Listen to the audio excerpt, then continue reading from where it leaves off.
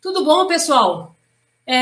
Bom, é um imenso prazer, né, que eu estou aqui hoje no Dia do Psicólogo para a gente poder conversar sobre perícias psicológicas e vocês vão, com certeza, sair daqui de uma maneira diferente, né, uma maneira positiva, uma coisa boa vai acontecer.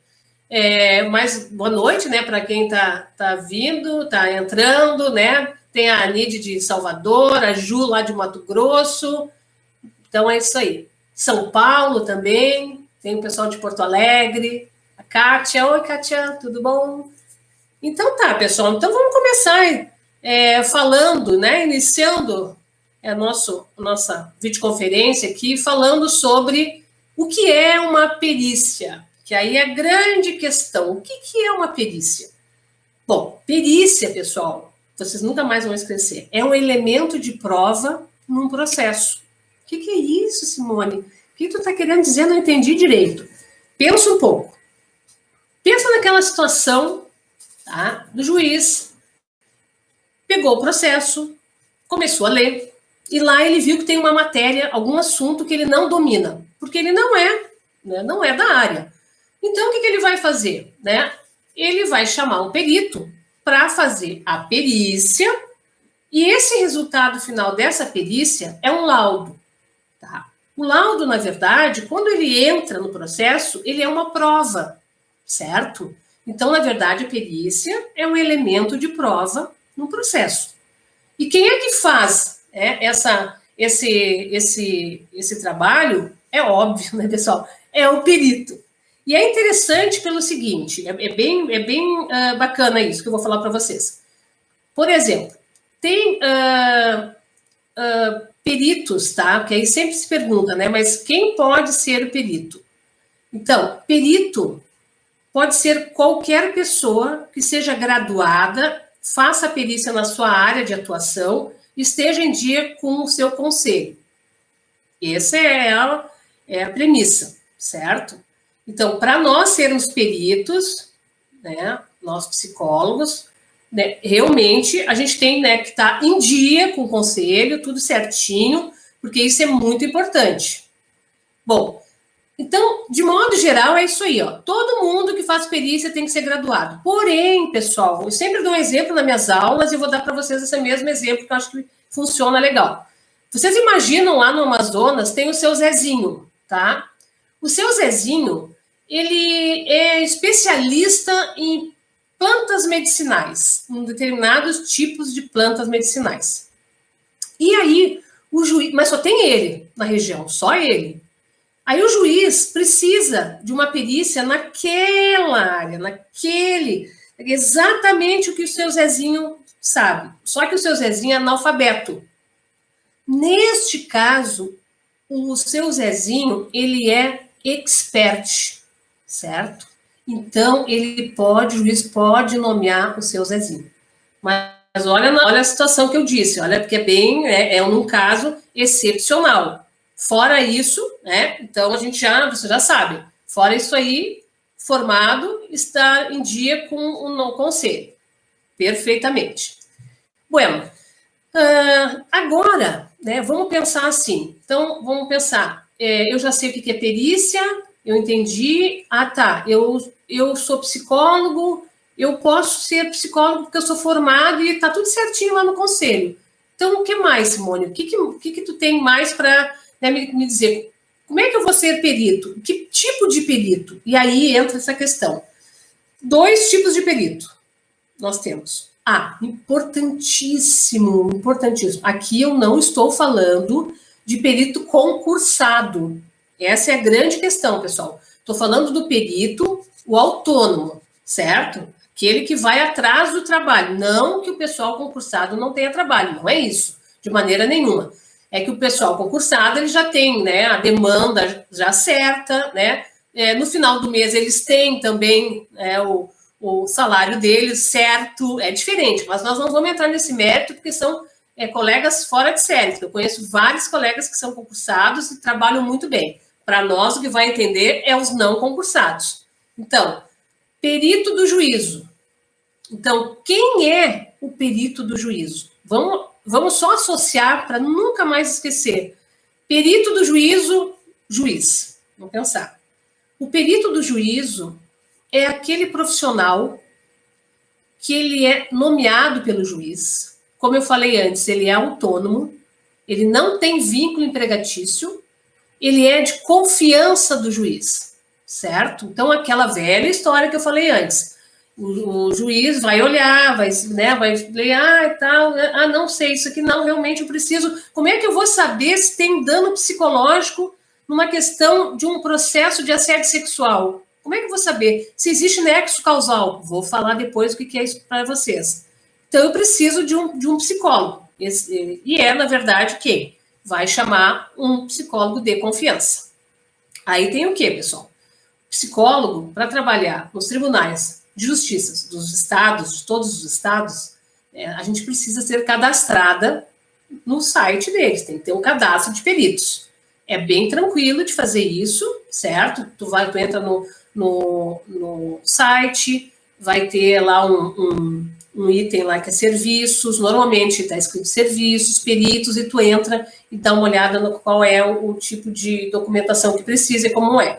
Bom, tem alguns estados, pessoal, que eles exigem que tu tenha no mínimo 2 anos de formado para te poder atuar. 2 anos de formado. Só que assim, aí vocês podem pensar, não, agora sim. Porque, na verdade, o que acontece? Porque, assim, ao mesmo tempo, né, que tem já os psicólogos que já estão com aquela vontade de ser perito, tem também os alunos que estão pensando, tipo assim, estão quase se formando e estão pensando, já se formaram ontem, pensando, mas aqui, Simone, agora sim, agora tu me está me dizendo que eu não vou poder ser perita porque eu não tenho 2 anos de formado. Sim, tu pode não ser perita como perita do juízo, mas tem um outro perito que tu pode ser, que se chama assistente técnico, mas eu vou entrar depois nessa área, tá? Vamos continuar falando o seguinte, do perito do juízo. Então, esse perito do juízo, ele é de confiança do juiz. Olhos, ouvidos e boca. O juiz confia nele porque o juiz, ele mesmo nomeou, então ele sabe que aquela pessoa, né, vai fazer o trabalho que ele espera. Perfeitamente. Bom, aí, pessoal, tem, então, o outro tipo de perito. Tu vê como o leque ele abre, né? Ou seja, as possibilidades de trabalho, elas são ótimas. Então, tem um outro tipo de perito, que é o perito assistente, o assistente técnico. O que vai acontecer? O assistente técnico, ele é um profissional, certo? Que ele é contratado pelas partes. Como assim pelas partes, Simone? Ele é contratado tanto pelo autor quanto pelo réu. Contratado de que maneira? Na verdade, é uma prestação de serviço que esse assistente técnico vai fazer. É um psicólogo, né, que vai fazer, então, uma análise, certo? Ele vai acompanhar o trabalho daquele perito do juízo. Então, quer ver uma novelinha assim? Pensa bem, o juiz está lá na audiência e aí ele diz o seguinte: nomeio a psicóloga Simone Lemes para fazer uma avaliação pericial e as partes podem indicar os seus assistentes técnicos. Então, eu, como perita do juiz dele, eu já sei que eu fui nomeada, tenho um processo para trabalhar. E os advogados das partes vão ir atrás desses assistentes técnicos, que somos quem? Né? Nós, psicólogos formados, né, que estamos em dia com o nosso conselho, tudo certinho, mas não temos vínculo com ninguém e somos, como eu falei antes, uma prestação de serviço. Esse é importante a gente saber o seguinte, que esse perito, do assistente técnico, o papel dele, ele é um papel interessante, porque assim, a gente pode questionar, posso conversar com você, tipo assim, tá, mas só um pouquinho, Simone, o que quer dizer o quê? Quando tu fala assim que ele vai acompanhar, né, o trabalho do perito do juízo. Então, assim, na verdade, agora nós vamos entrar com uma outra coisa que também vocês vão dizer, vem a Simone de novo, mas é que tudo hoje eu vou fazer assim, nós vamos juntar uma série de assuntos para fechar para nós chegar no final e falar o quê? Os 5 passos para se tornar um perito, né, de sucesso. Então, o que nós vamos fazer? Nós vamos fazer da seguinte maneira. Tu imagina, de novo, né, que esse assistente técnico, ele vai... quando eu falei, né, que ele vai acompanhar, a impressão que dá, na verdade, é que ele vai fiscalizar aquele trabalho da Simone. Lembra que Simone é a perita do juízo. Na verdade, quem pensa isso, que vai fiscalizar, olha, eu acho que a pessoa tá num, como é que se diz? Num ambiente errado, né? Cada um tem o seu trabalho. O trabalho dos peritos, tanto do juízo quanto assistente técnico, ele tem que ser um trabalho de parceria, pessoal. É claro que cada um dentro, né, da sua demanda de trabalho. Por exemplo, o perito do juízo, a Simone, aquela que foi nomeada, ela, na verdade, o que acontece? Ela é uma pessoa, um profissional imparcial. Ela vai fazer a perícia e ela não tem lado, entendeu? Ela não chega lá, eu acho que o autor é mais, eu acho que o réu está certo. Não é isso, não acontece dessa maneira. Ela tem que chegar lá, né, tranquila, ouvir as histórias de todos, né, e depois vai fazer análise, avaliação, testagem, etc e tal, certinho. Agora, o perito assistente técnico, então, ele vai fazer o quê? Quando ficar pronto lá o laudo desse perito do juízo, da Simone, que a Simone vai entregar na vara e todo mundo vai tomar a ciência daquele trabalho, os advogados vão lá, vão pegar o laudo e vão entregar para a Simone, entendeu? Desculpa, para Simone não, para perito assistente. E essa perito assistente, sim, vai fazer uma avaliação, entendeu? Uma avaliação, né, no trabalho que foi desenvolvido pela Simone. Então, na verdade, esse trabalho é o que eu sempre bato na tecla. Esse trabalho, ele tem que ser um trabalho que, em primeiro lugar, não seja nada pessoal, tá? Eu não posso simplesmente avaliar a Simone, que é perita do juízo, e criticar determinado assunto que ela está falando, simplesmente porque eu acho que é assim e eu não concordo com ela sem embasamento nenhum. Então, o perito assistente técnico, ele também é importante que ele saiba o papel dele, tá? Então, assim, já dois profissionais. É claro, pessoal, que aqui a ideia é trazer para vocês, tá, digamos, não é nem a noção, mas eu quero falar para vocês, eu estou falando para vocês entenderem, mas é um universo das perícias, é um universo grande, né? Então, assim, aqui é só uns recortes que eu estou trazendo para vocês, mas vocês vão ter a noção, pelo menos, do que acontece. Quando a gente está fazendo a perícia, tá, a gente pode cair naquela questão do quê? De o periciado simular. Eu fiz uma live sobre esse assunto, simulação e dissimulação. Tá? Se vocês tiverem oportunidade, né, quem me segue ou quem não me segue vai me seguir, então, no Instagram, que tem uma live especial sobre isso. Só para vocês saberem a diferença, que às vezes as pessoas realmente elas ficam um pouco confusas. O que é simulação e o que é dissimulação? Então, a simulação é o exagero, certo? Vamos dizer, o exagero do sintoma. Tá? Então, ele vai lá, ele realmente estava doente há 6 meses atrás, só que ele quer continuar ganhando benefício, ou no nosso caso, o funcionário foi demitido e ele quer exagerar, ele dizia que estava com depressão, ele vai exagerar muito mais, então ele está simulando. E o contrário é a dissimulação, que é o ocultamento. Então, como assim, Simone? Por exemplo, uma pessoa que quer ganhar alta no hospital, e ela quer ganhar alta, e também ela tem que fazer o quê? Ela, né? Ela está doente ainda, mas ela vai, então, ocultar. Tu está bem, fulana? Não, estou bem, sim. Então, posso estar tudo certinho, tu vai ganhar alta hoje. Isso, vou ganhar alta, mas ela não está, ela está doente. Então, o que acontece nós, como profissionais? Nós temos que saber, né, que aquele periciado que está lá, ele pode realmente saiu de casa pensando, eu vou enrolar aquela perita. Essa é a grande questão. Eu vou enrolar a perita porque eu preciso dessa indenização, porque eu estou doente, porque etc. Porque, entendeu? Ele vai falar esse tipo de coisa. Então, nós temos que ficar atentas, né, atentas, e partir do princípio, né, que pode estar mentindo, mas a gente tem que ter critérios para isso. Nós não podemos, por exemplo, né, por isso que existe técnica, né, pessoal? Existe técnica em relação a isso aí. Não é simplesmente assim, eu acho que ele está mentindo, então eu acho. Não. Existem técnicas, né, que mostram como a gente deve se portar no sentido de... porque assim, tem uma frase que eu sempre falo no curso, eu vou tocar muito na história do curso porque realmente é bem interessante. Tem uma frase que diz assim, simular cansa e dá trabalho, certo?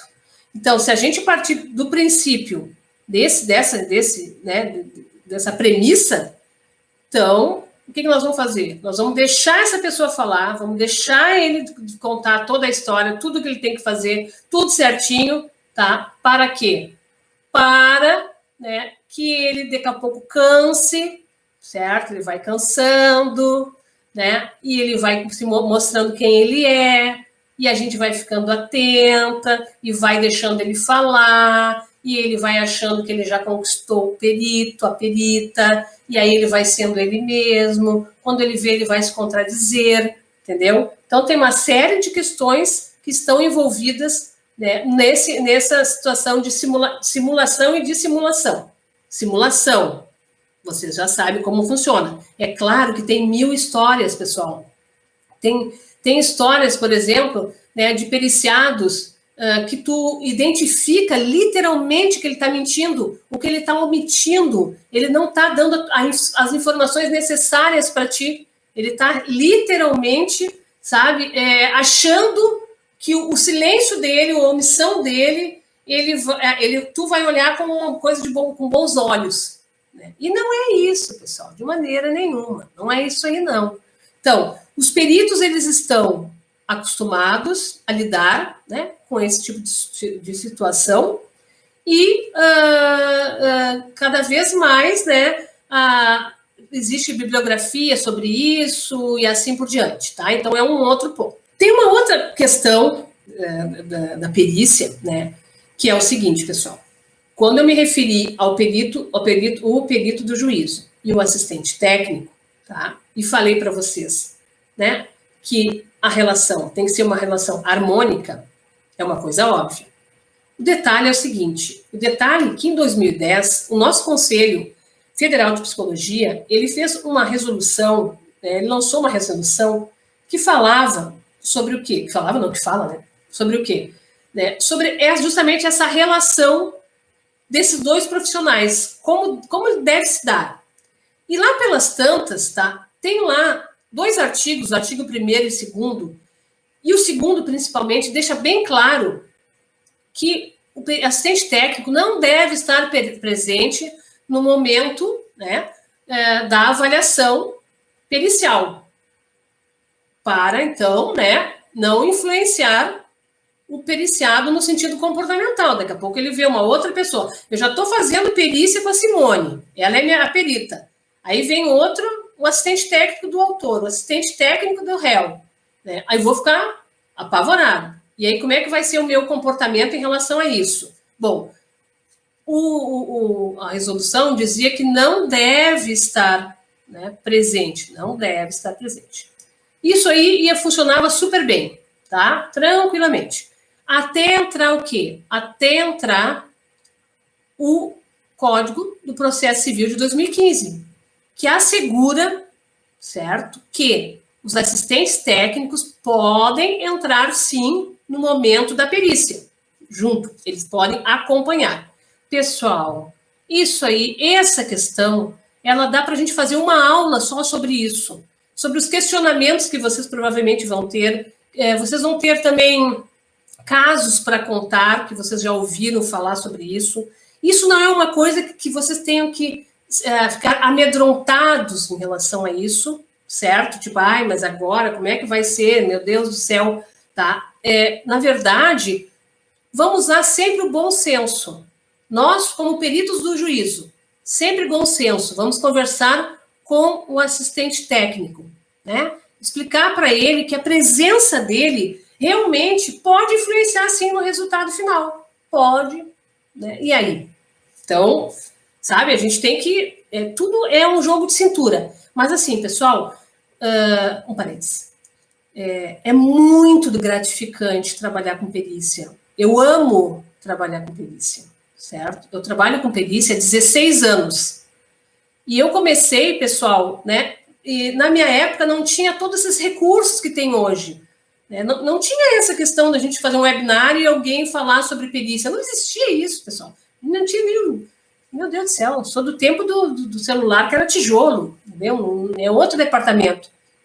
E aí eu acompanhei e acompanho toda a evolução, né? Toda a evolução dessa trajetória de peritos, de crescimento profissional, de crescimento de mercado de trabalho. Então, o que eu quero dizer para vocês, eu estou aqui, sabe, para reforçar isso em vocês. Quem entra para a área de perícia não larga mais, tá? Porque é o quê? Porque simplesmente trabalhar com perícia é um processo investigativo, gente. Nós não estamos falando em relação terapêutica aqui. Como algumas pessoas já me perguntaram qual é a tua linha de trabalho. Como assim linha de trabalho? Sim, qual é a tua formação, né? Falando se é psicanálise, TCC, enfim. Não tem, pessoal, porque não é um ambiente terapêutico. Né? É um ambiente objetivo, é uma investigação, eu preciso responder perguntas, certo? Então, assim, fiquem com isso na cabeça. Perícia é maravilhoso, tá? É maravilhoso. Eu tenho certeza que quem entrar para essa área não vai deixar. Eu entrei em 2004, né? Quando vi, estou aqui bem faceira, falando isso para vocês. Poderia estar aqui dizendo, ai, pessoal, não é o caso. Não, é isso aí, não. É muito bom. Então, somos peritos, né? Mas e aí, Simone, qual é a área que a gente trabalha? Que áreas vão trabalhar? Então, eu vou começar falando da vara de trabalho. Desculpa, vamos começar da primeira. A vara de família, tá? Demanda de trabalho, assim, imensa. É muito trabalho. Não é piada. Tá? Ah, mas lá na minha cidade, vai lá falar com o juiz. Eu duvido que não tenha uma demanda grande. A vara de família é impressionante. Como é que nós somos nomeados, né? E que processos nós somos nomeados?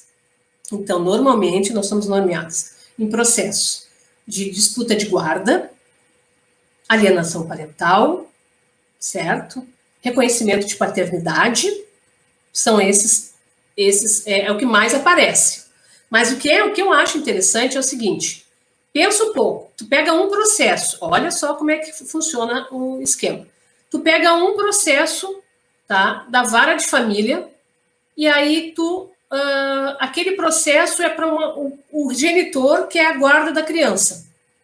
Aí ele diz no processo que a mãe está sendo negligente com a criança. Ele aproveita e quer, né, redução de pensão. Então, ele quer a guarda, reduzir a pensão e diz que a mãe está sendo negligente. E ainda está fazendo alienação parental. Então, em um processo, nós vamos ver a reversão de guarda, alienação parental, muitas vezes essa questão de reconhecimento paterno tem também, certo? Então, são processos, assim, que são bem complexos, tá? No sentido do quê? Da dinâmica. Porque o que a gente sabe, né, como perito, é que não é que dificilmente, a palavra dificilmente ela é muito exagerada, mas assim, uma grande maioria das vezes, e põe maioria, quase sempre, né? O que acontece? Não existe a patologia em si. o que está doente, a patologia que está doente ali, ela é o quê? Ela é a dinâmica daquela família, daquele ex com aquela ex-genitor, a genitor e a genitora, né? Essa dinâmica. E aí, o que tu observa quando tu está fazendo a perícia? É assim, ó, tu chama o genitor. Aí tu pensa, bom, agora o genitor ele vai, né, falar, ele vai, enfim, né, vai contar a história, vai falar da questão do filho, por que ele quer o filho, o que está acontecendo. Aí ele começa só a falar mal todo o tempo da genitora. Aí tu fica pensando, mas ele não falou nenhuma vez do filho. Tudo bem. Mas claro que a gente também vai investigar isso, mas assim, só tu fica pensando.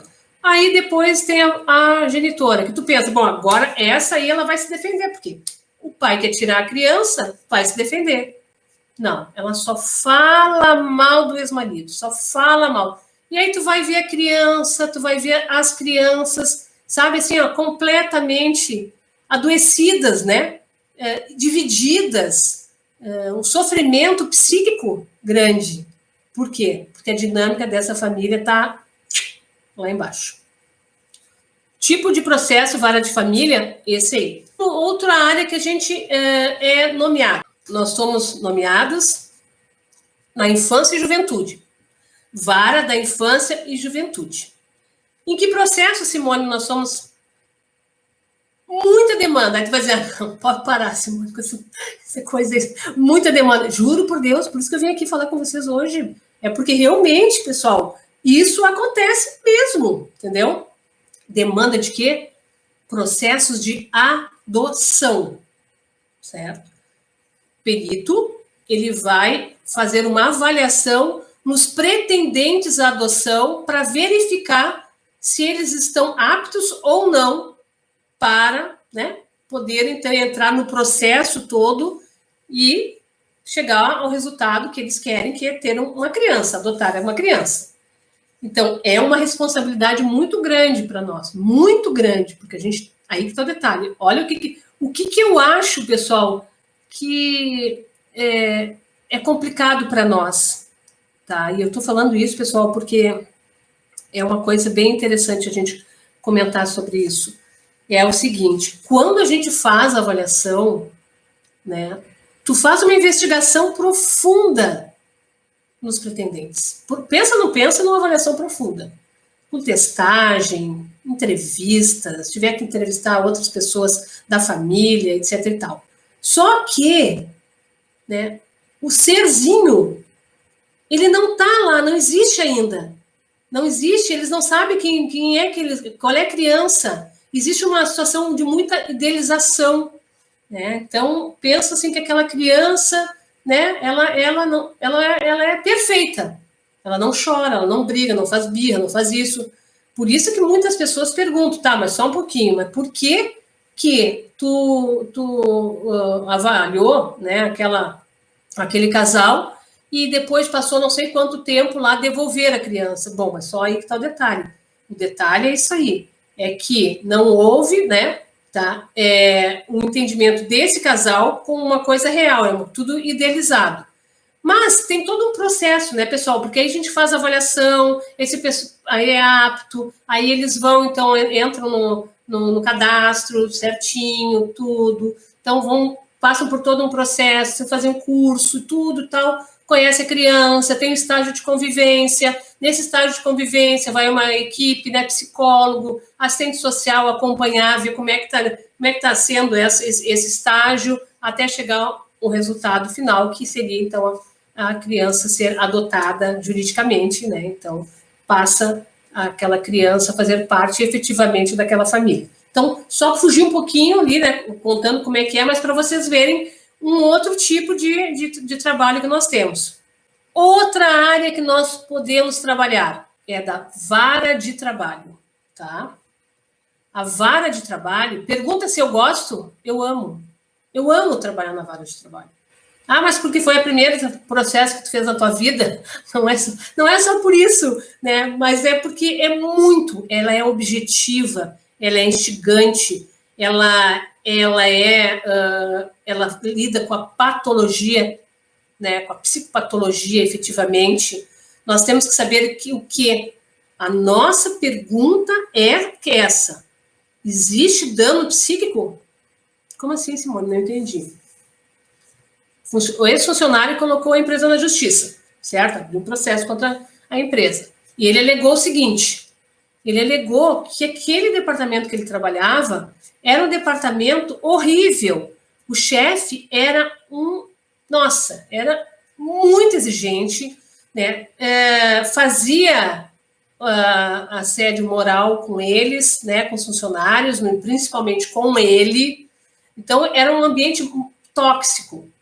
E ele começou a adoecer em função disso. E ele desenvolveu, então, por exemplo, a depressão. Ele nunca teve depressão. Nunca teve. E a partir desse envolvimento, né, com a empresa e com a chefia, ele desenvolveu. Então, qual é o nosso papel? Qual é a nossa pergunta que nós temos? Pensa bem, o que eu falei para vocês antes. Nós temos, né, que ter o quê? Nós temos que ter em mente que nós vamos sempre responder uma pergunta. Existe alienação parental? Quem tem as melhores condições psíquicas para ficar com a criança? Aquele casal ou aquela pessoa está apta para adotar? Né? Existe danos psíquicos? Né? Nesse caso, que caso? O que a gente vai verificar, o que a gente chama agora é uma outra pontinha, né? Nexo causal, tá, pessoal? Nexo causal, não entendi, Simone, pelo amor de Deus, nexo causal. Nexo causal, eu vou explicar da maneira mais simples e mais tranquila para vocês, nunca mais vocês vão esquecer. Ouve essa palavrinha, nexo causal. Nexo causal é o seguinte, é essa história que eu falei para vocês. Essa pessoa, né, esse ex-funcionário, ele disse que adoeceu em função da empresa. Então, o nosso trabalho é verificar, né, se houve dano psíquico, mas o juiz quer perguntar se houve nexo causal. E o nexo causal é exatamente isso que nós vamos investigar. Se essa doença que ele está dizendo que ele adoeceu, pode pensar em depressão, transtorno, estresse pós-traumático, ansiedade, crise de ansiedade sérias, transtorno de ansiedade, tem a ver com o quê? Com a empresa. Porque aí que tá, existe nexo causal. É isso aí. É essa ligação que nós temos que fazer. Porque tem uma coisa importante que vocês têm que saber, né, em relação à vara do trabalho.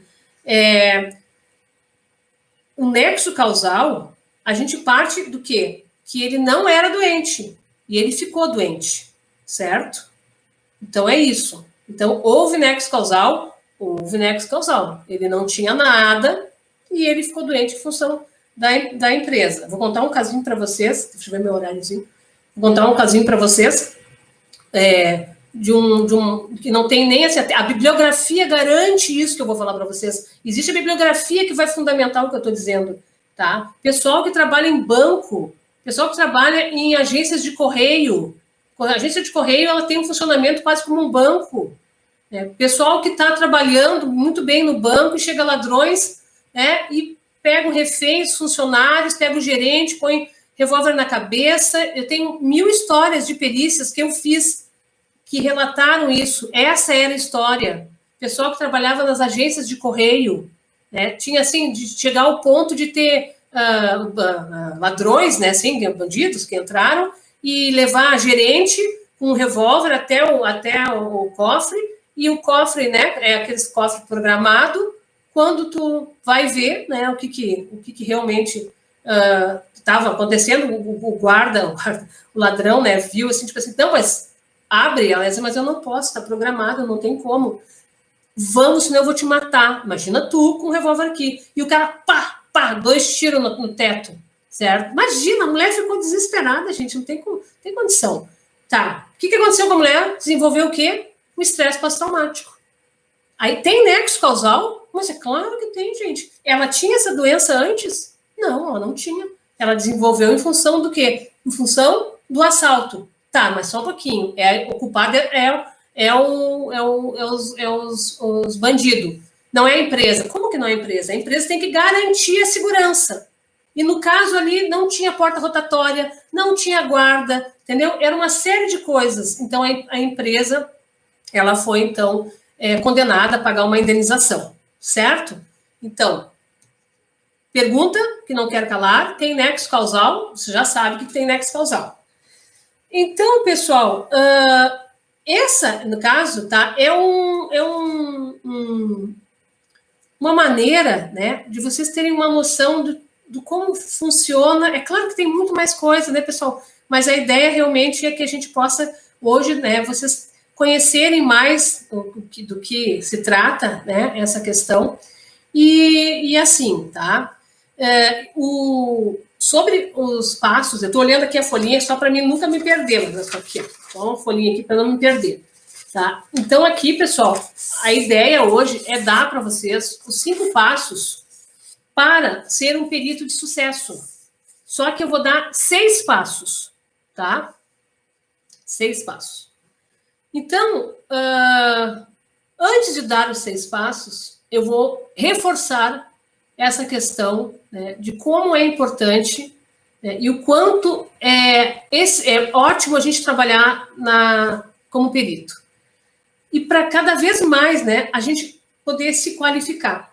E a ideia que eu tenho, e que a minha equipe tem, que a gente chegou a essa conclusão em reuniões, é sempre a mesma.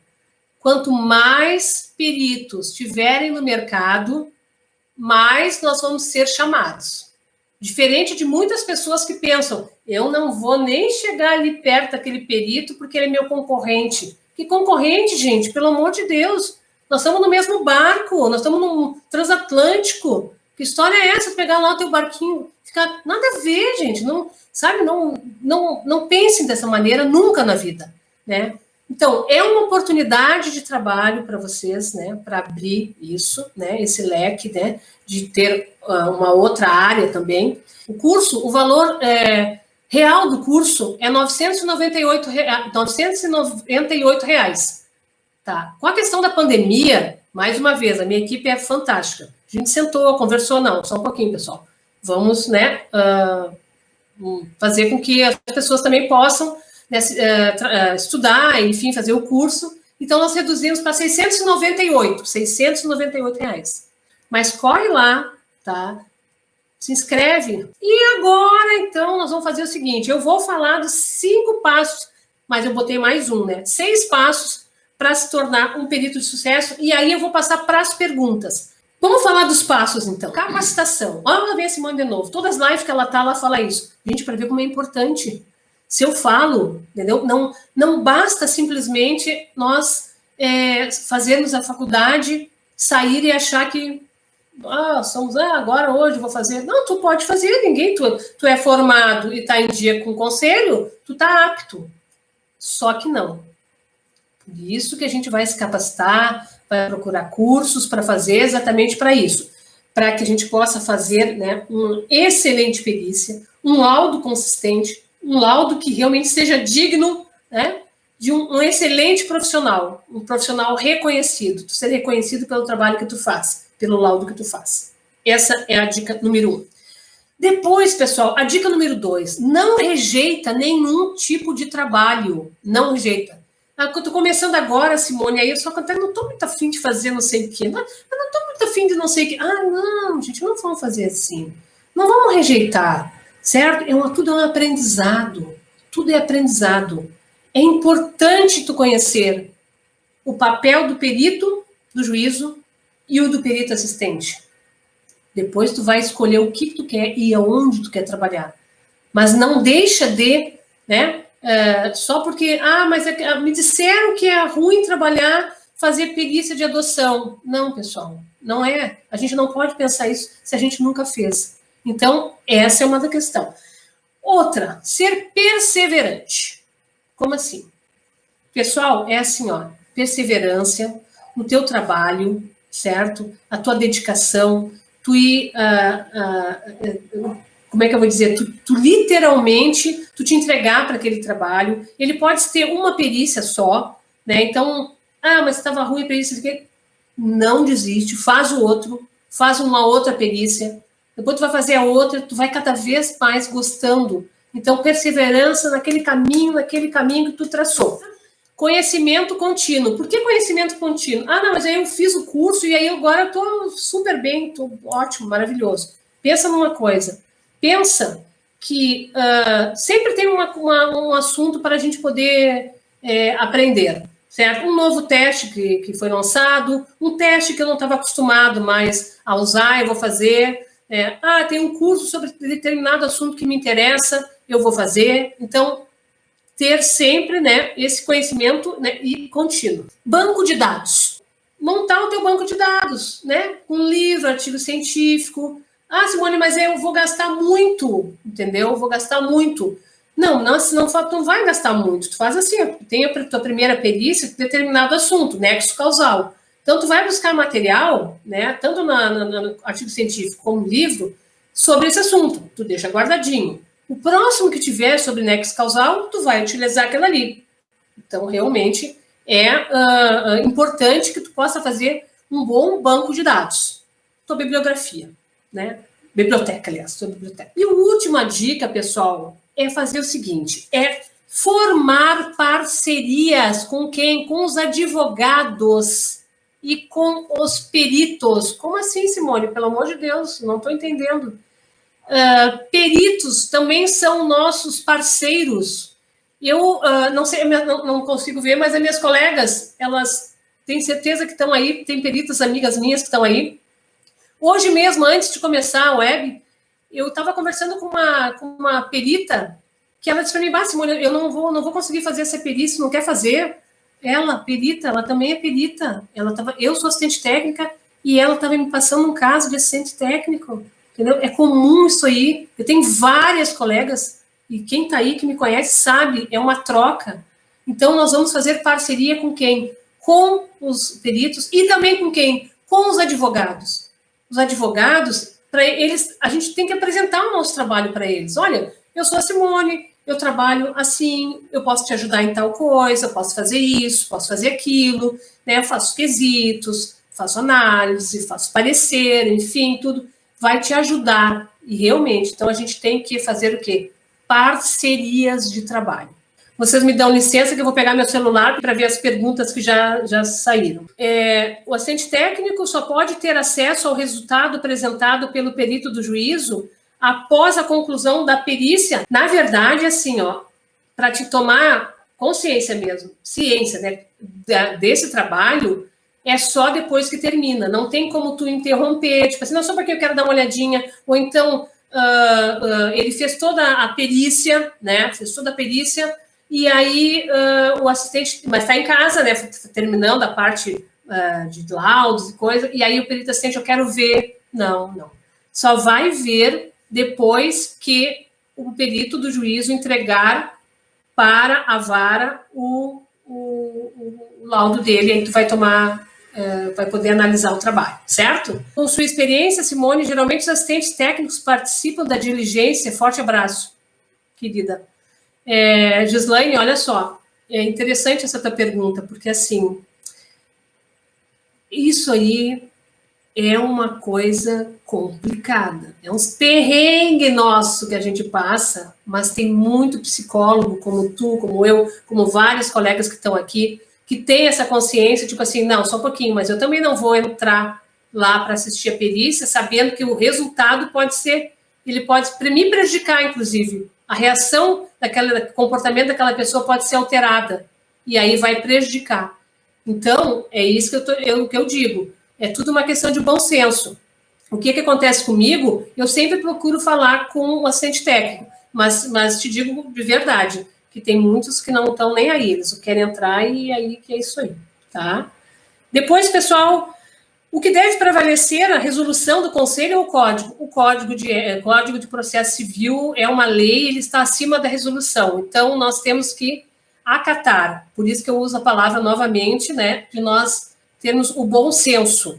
Vamos usar o bom senso. Nós, tanto como assistente técnico, como também perita do juízo. Vamos ver assim, a Luciana Dias diz, né, muito interessante esse tema sobre adoção, uma vez que estão acontecendo muitas desistências das famílias depois do realizado processo. É verdade, Luciana, é impressionante. E aí tem essa questão toda que eu trago, né, que muitas vezes tu poderia perguntar, ué, mas se a pessoa não passou lá por uma avaliação para ver se era apto, não? Sim, aí olha o que ela passou. Só que naquele momento, a criança era tudo muito idealizada, entendeu? Só que assim, ó, a gente sabe, hoje em dia tem os advogados, meus amigos que estão aqui, eu já vi que estão aqui, que eles podem também, né, reforçar o que eu estou dizendo, tem muitos juízes que estão dando como, né, uma punição para esses adotantes pagarem pensão para a criança até completar 18 anos, 21 anos, enfim, estabelecido por eles. Então, a coisa também não é bem assim, mas é complicado. A Lisângela Perotto, como são os honorários do assistente técnico? O assistente técnico, eu vou te dizer, é uma prestação de serviço, né, que tu vai cobrar, né, conforme a complexidade do trabalho. Tu vai dizer, né, não acredito que tu falou isso, tu não está dizendo nada com nada, porque é bem isso, o pessoal fica esperando, quanto? Aí, conforme a complexidade. Ah, não, pelo amor de Deus. Não, o que eu quero dizer é assim, vai depender. Tem processos, por exemplo, que são processos simples, que tu é contratado, né, pelas partes, é um processo simples, um volume, né, e o valor tu vai... Vamos pensar, vamos botar um valor, 2 salários mínimos. Vamos iniciar com 2 para adiante, 2,5, 3, tá? Vamos pensar, vamos 2,5. Aí tem processos com grande complexidade. Processos, por exemplo, que 20 volumes. Uma história daquelas, assim, impressionante. Assim, que é muito trabalho. Evidente que tu vai comprar muito mais, certo? Então, não existe uma tabela que eu possa dizer para vocês. Mas eu posso dizer que trabalhar como assistente técnico é um trabalho bem interessante. Enquanto, eu digo assim, é o gostar, é o tipo de trabalho que tu vai te identificar, né? Daqui a pouco tu prefere trabalhar como perito de juízo, daqui a pouco tu trabalha como assistente técnico, então tu vai ver, tu que vai ver o que compensa mais. Mas financeiramente eu acho que o assistente técnico, ele é melhor até em função dessa maneira que é uma contratação, certo? O que mais? Não precisa. A Anne Santos. A Anne perguntou se precisa ter uma empresa aberta para ser perito. Não precisa, pessoal, tá? Inclusive, a gente foi investigar sobre isso, exatamente, com o contador e tudo, né? Tinha algumas pessoas que perguntaram se precisava ter MEI, né? Não, profissional psicólogo não tem MEI. Então, e outra coisa, tu é contratada individualmente, o juiz te contrata individualmente, certo? Então, tu vai ter que fazer o teu laudo, tu. Como assistente técnica, eu posso ter uma empresa? Tu pode ter, se tu quiser. Se tu quiser ter uma empresa, para ter um contrato com a reclamante, a empresa, a outra, por exemplo, estou dando várias de trabalho, né? Eu, por exemplo, tenho uma empresa, certo? Eu tenho uma empresa de perícia. Mas quem vai fazer o trabalho, quem vai assinar, sou eu. O trabalho sai no meu nome. Quem assinou o parecer é Simone Lênis, e não Lênis e Maciel Perícias Técnicas. Entendeu? Então, só para você ter uma ideia. Mas não precisa. A Kátia Braz diz que o curso é excelente, já fiz meu primeiro trabalho de perícia como assistente técnica, foi muito bom. Olha que baita, né, depoimento que a Kátia está trazendo, e que a gente fica muito contente, Kátia, de tu mandar essa mensagem, porque reforça essa preocupação que nós temos em literalmente ensinar, né, os peritos, formar peritos. É isso que nós queremos, formar muitos peritos, tá? Esse curso, pessoal, não sei se vocês me acompanham nas lives, alguns não me conhecem, né? Mas as lives que eu faço, né, eu sempre comento com o pessoal que o curso, ele tem vários pontos positivos, né? Além de ter sido um curso, né, preparado por uma pessoa como eu, que tenho 16 anos, né, então tenho experiência, vocês estão tendo aula, vocês vão ter aula com uma pessoa que sabe o que está falando. Eu não estou na teoria, eu não estou falando, o fulaninho disse isso. Não, só um pouquinho. A gente até tem artigos científicos que a gente vê, nós temos até referência bibliográfica, mas eu estou falando da realidade. Essa é a realidade. Além disso, pessoal, né, quem faz o curso tem 1 ano de mentoria comigo, 1 ano, para mim fazer o quê com vocês, né? Para ajudar a trilhar esse novo caminho, né? para a gente poder, é bem aquela coisa, pega na mãozinha e vamos junto, tá? E eu faço isso literalmente, né? Não por isso eu digo, quem me acompanha nas redes sociais sabe, é só olhar os comentários. As pessoas sabem que eu faço mesmo. Eu jamais ia vender uma ideia, um conceito que eu acho que é importante se eu não fizesse, tá? Se eu não acreditasse. Então, eu acredito muito nisso. Outra questão do nosso curso também, que todo o mês nós temos uma aula, tá? Ao vivo, online, né? Online ao vivo. E nós trazemos uma pessoa de fora. Então, nós já tivemos a professora Maísa Rigoni, uma aula de 2h30 de aula, falando sobre testagens psicológicas nas perícias.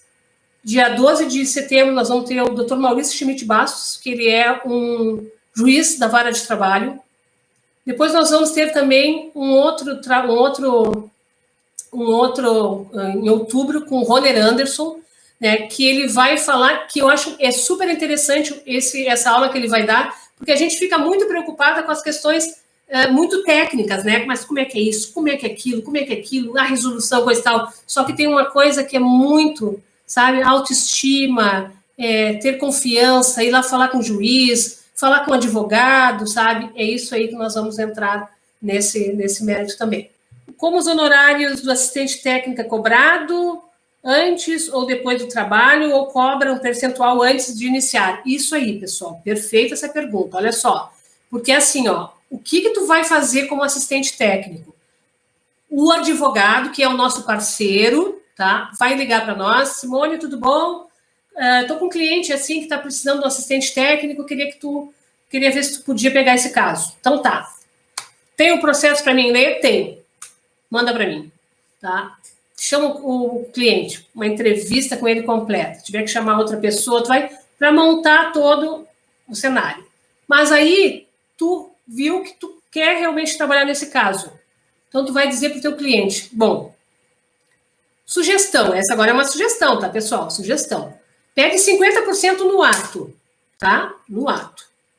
E os restantes tu vai cobrar quando ele já fez todo o trabalho dele. Quando é que ele fez o trabalho dele? Quando ele analisou o trabalho do perito do juízo, que ele fez o parecer técnico e está tudo de acordo, certo? Aí sim. Eu, tipo assim, como assistente técnico, já fiz tudo, já. Então, tá aqui. Outra coisa, pessoal, isso é importante, tá? Às vezes, as combinações são feitas conforme tu e o teu cliente. Mas não façam essa de... Olha, vou falar a verdade para vocês, não venho aqui para brincar. Não façam essa, pessoal, de cobrar no final. Porque na hora todo mundo quer. Tem um monte de advogado aí, vai dizer, vai assinar embaixo que eu estou falando. Tem um monte de clientes, né, que eles querem aquele teu trabalho como se fosse aquele quer. Só que, entendeu? Depois que tu entrega o trabalho, ele, pois é, eu estou muito bem dinheiro, coisa e tal. Então, vamos sempre, né? E contrato, pessoal. Contrato de trabalho. Tem contrato de trabalho, sim. Assina, 50% agora, 50% depois, e é por aí. Depois a EVA Global, qual o período de acesso? Só o curso e o conteúdo. Contando a aquisição, né?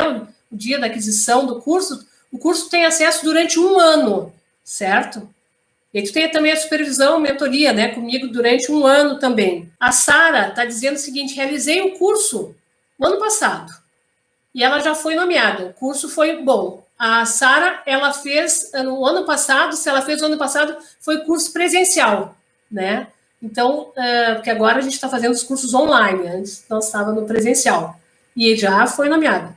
Tem colegas também, eu, por exemplo, estou dando supervisão para colegas, né? Alunos que já estão sendo nomeados, estão fazendo o curso e foram nomeados mais de uma vez. Então, isso aí também... Por isso que eu digo, pessoal, a situação, ela é super, super interessante, entendeu? É um mercado que vale a pena, sabe? Vocês pararem para investir. E é um investimento, entendeu? No sentido de investimento de conhecimento. Vou conhecer essa área, porque essa área... mas eu trabalho na área clínica, coisa boa, tu vai ter 2 áreas que tu está trabalhando, na área clínica e na área jurídica. Ah, Simone, mas eu trabalho na minha área da psicologia social, não tem problema. Mas eu trabalho na área organizacional, que ótimo, tu já pensou tu fazer perícia na vara de trabalho? Tu é expert, tu já conhece toda a dinâmica. Então, assim, é uma área que ela permite isso, que nós possamos trabalhar. Sabe por quê? Porque tu vai lá fazer a tua perícia, né? Ou tu vai lá conversar com o teu cliente em determinado dia, e o teu trabalho, o restante, tu pode fazer, eu tenho que ter um consultório só para fazer a perícia. Tu pode, inclusive, às vezes o profissional não tem um consultório, ele pode alugar, emprestado, enfim, um escritório também, não é que nem não precisa ter o setting terapêutico, aquele da psicologia clínica, né? Mas tem que ser um lugar agradável, um bom ambiente, iluminação, sigilo, né?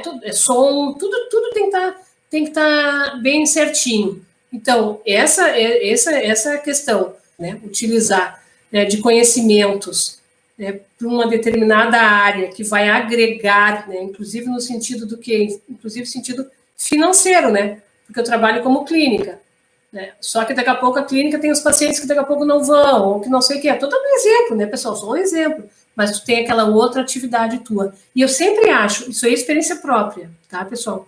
Eu sempre acho que nós, como psicólogos, a gente tem que ter uma cartinha na manga, certo? A trabalhar de mais uma área. Nossa profissão permite isso, certo? Que mais aqui também, nas nomeações, às vezes é solicitada avaliação psicológica, noutros estudos psicossociais, mas neste sem a presença do assistente social. Qual a diferença? Ou é o juiz que não faz distinção? Acontece muito do juiz, muitas vezes, pedir para o assistente social, e tu vai dizer assim, não acredito, verdade, porque o psicólogo não foi lá e não se apropriou, né, daquele trabalho. Tá, mas como assim, vou lá brigar com ele? Não é isso. Os assistentes sociais, eles estão mais ligados, entendeu? Eles estão trabalhando mais no sentido com os processos. Aí depende muito também do juiz saber ter esse entendimento, né, de, tipo assim, não, uma avaliação, né, do assistente social é completamente diferente da avaliação de um psicólogo. E saber diferenciar. Mas acontece que o juiz não sabe. Eu queria trabalhar naquela vara. Então, fala com o juiz, marca um horário com o juiz, certo? Tu vai ver, assim, que a coisa não é tão, assim, bicho de sete cabeças como as pessoas pensam. Não, sabe, assim, a gente tem que desmistificar um pouco, né? Ter coragem, sabe? No sentido de coragem positivamente, né? Tipo, não, eu vou sim, eu vou, porque tu é psicóloga, entendeu? Tu é perita, tu é respeitada. A tua figura, né, como profissional, está no Código de Processo Civil, gente, pelo amor de Deus. O que mais, pessoal? Deixa eu ler aqui. O curso limite certificado de 60 horas. 60 horas, tá? Então, assim, eu vou, né, 56 videoaulas gravadas, apostila, artigo científico, dicas de livro, final do curso faz um exercício, manda para mim por e-mail, combinamos um encontro virtual, eu faço a devolutiva do exercício, começo a ajudar a supervisão durante 1 ano. Certificado, 60 horas. Reconhecido para se inscrever nos TJs, tá? Fale, prof, sobre os atendimentos periciais, número de atendimentos, por exemplo. Isso é importante, quer ver? O número de atendimentos, quando tu vai fazer uma perícia, ele vai acontecer o seguinte: tu vai fazer até tu atingir teus objetivos, né? Então, por exemplo, a vara de família, tu vai falar com o genitor, tu vai falar com a genitora, a avaliação que eu tô falando, né? Falar é modo de dizer, né? Tu vai conversar com as crianças, daqui a pouco tem uma avó, tudo certinho. Mas, normalmente, na vara de trabalho, é um encontro só, que pode demorar bastante tempo, entendeu? Não, é um encontro de 10 minutos, não. É um encontro de 1 hora, não. Vai ser um encontro até eu atingir meus objetivos. Tem algumas coisas que a gente tem que levar em consideração, pessoal. Isso aí, por isso eu digo, isso aí é para outros assuntos, para a gente, né, poder... Por exemplo, tu vai atender a genitora, certo? E depois ela tem que trazer as crianças, porque tu não quer que as crianças sejam presentes quando ela estiver lá. Só que ela não tem dinheiro para passagem. E aí? Então, pessoal, é isso aí, tá? Uma boa noite para vocês. Muito obrigada. Eu sou que nem aquela... Eu já disse nas lives, eu faço isso aí mesmo, né? Eu vou, então tá, pessoal, tá na hora, tá, tudo bem, então tá, muito obrigada. Daqui a pouco eu começo, não, porque aí, papapá, aí vamos dar um tchau de novo, papapá. Não, mas agora é sério, tá, pessoal? Então, muito obrigada por tudo. Beijo pra vocês. Tchau.